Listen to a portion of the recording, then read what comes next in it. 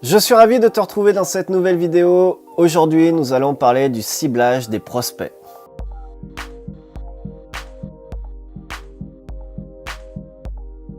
Écrire du contenu, c'est bien, mais savoir à qui l'on s'adresse, c'est encore mieux. Et oui, malheureusement, si tu écris du contenu même de qualité, pertinent, mais que tu t'adresses à la mauvaise personne, eh bien la personne en question passera son chemin et tu auras écrit du contenu pour rien. Il est donc super important de savoir à qui tu parles et pourquoi. Ton message fera écho directement à cette personne.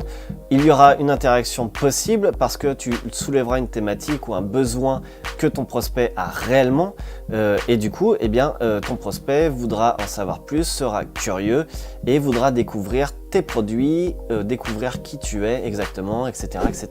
Il y a plusieurs façons de faire. La plus logique et la plus commune, c'est le sondage. Tu peux créer un sondage, un questionnaire que tu mettras en ligne sur les réseaux sociaux par exemple, bref sur tous les supports numériques qui te permettront d'héberger, de poster ce questionnaire. 5 à 9 questions pertinentes où tu poseras vraiment les questions qui font mouche pour cibler au mieux, au plus juste les besoins de tes prospects et déterminer qui sont tes prospects. Pour cela, tu peux poser par exemple la question: quelle est votre principale difficulté concernant votre thématique? Êtes-vous débutant ou confirmé?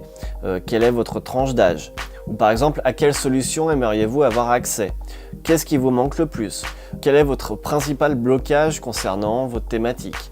Etc., etc. Tu peux avoir plusieurs prospects types selon leur âge, un homme ou une femme, débutant ou confirmé, parce que tu ne parles pas de la même façon à une personne qui a 20 ans ou 40 ans, tu ne parles pas de la même façon à une personne qui est débutante ou confirmée, tu ne parles pas de la même façon à une personne selon sa thématique, selon son avancée, mais il est essentiel malgré tout de cibler au mieux tes différents prospects types pour à chaque fois véhiculer le message qui colle à 100% à ces personnes.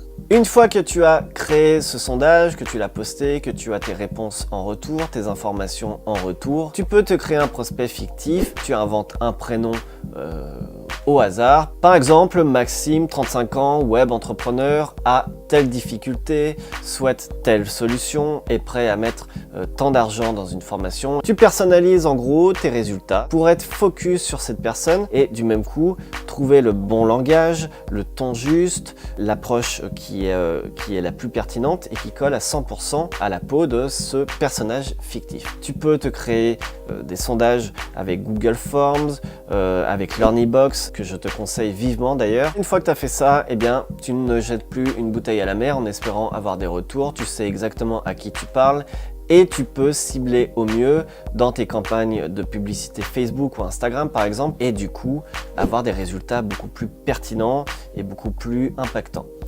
Donc fini le ciblage à l'arrache où tu te dis bah allez, je vais me prendre une fourchette d'âge de 18 à 65 ans, le truc qui ne sert à rien complètement.